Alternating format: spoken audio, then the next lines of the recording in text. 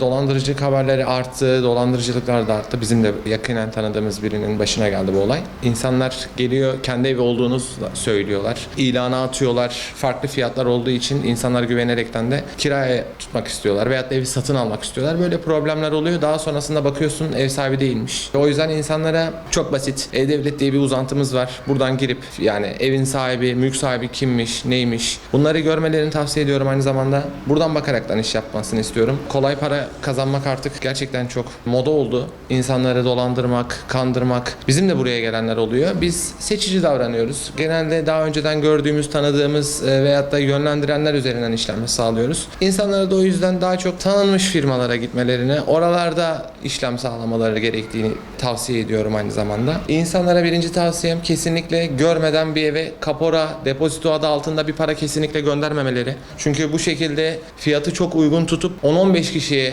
ciddi rakamlar bunlar. Kişiye kiraya veriyorlar veyahut da satıyorlar evi. Evi görmeden veyahut da güvenilir firmalara, emlak firmalarıyla çalışmalarını tavsiye ediyorum. İnternet üzerinden sahibinden diye yani kendisi veriyormuş gibi, ev sahibiymiş gibi gösterenlere çok itibar etmesin kimse. Daha çok emlak firmalarıyla çalışsınlar. Gerçekten her şeyi prosedürüne uygun yapıldığı takdirde aslında ortada bir açık yok. Yani güvenilir bir yerden belirli prosedürler kontrol edilerek yapıldığı takdirde kimse dolandırılmaz. Ama insanlar dediğim gibi görmeden sadece fiyatı çok daha uygun olduğu için evi tutmaya ve de satın almaya çalışıyor ve maalesef böyle bir dolandırıcılıkla karşı karşıya geliyor.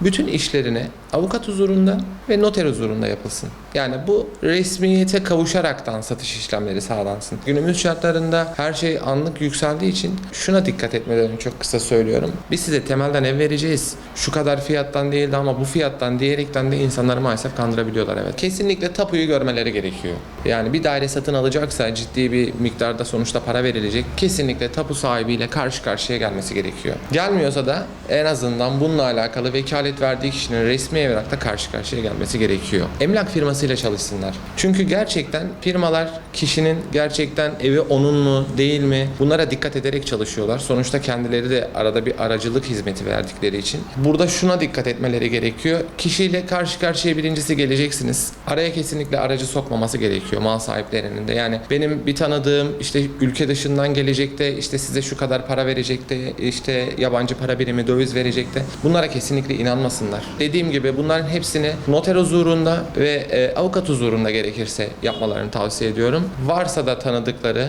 firmalar, emlak firmalarıyla çalışsınlar. Bu şekilde satış işlemi sağlasınlar.